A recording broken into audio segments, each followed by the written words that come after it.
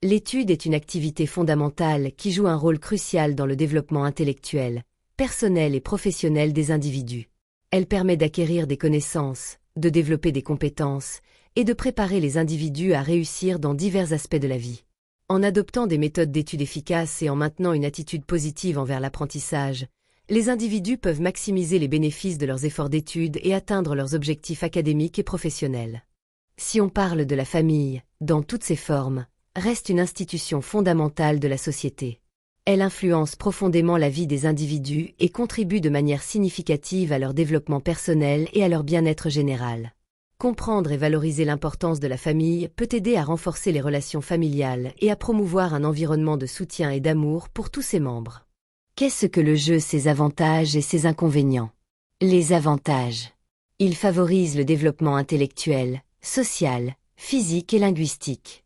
Permet aux enfants de suivre une pensée logique, de suivre des règles, d'avoir et d'atteindre des objectifs clairs. Les inconvénients. Elle peut entraîner des problèmes tels que la dépendance, la violence ou des maladies physiques ou mentales si elle est excessive.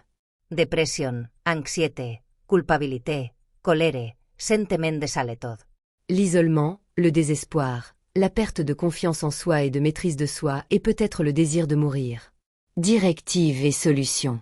Le temps de jeu est limité. Apprenez à vous contrôler et à équilibrer les bons et les mauvais résultats du jeu. Si on parle des amis, les avantages et les inconvénients. Les avantages. Aider les enfants à développer leur confiance en eux, leur indépendance, leur empathie, leur respect des autres et leur intégrité. Développer des attitudes et des comportements qui les aident à prendre leur place dans un groupe, à ressentir et à renforcer leur identité.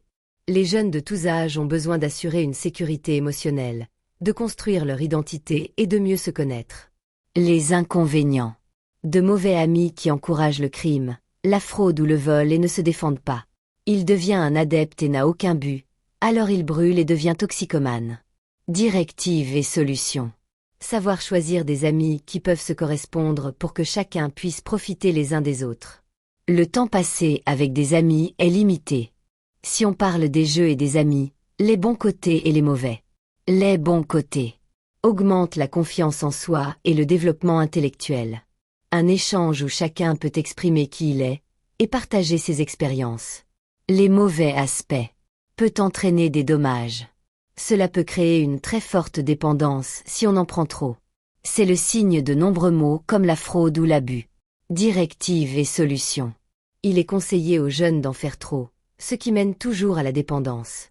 Aider les jeunes à faire des recherches sur l'apprentissage d'un métier, l'apprentissage d'une autre langue, etc. Chaque jeune limite le temps et les choses qu'il fait avec ses amis. Les différents moyens d'attirer les jeunes pour des alternatives enrichissantes et meilleures. En premier lieu, le sport et activités physiques. Encourager les jeunes à participer à des activités sportives.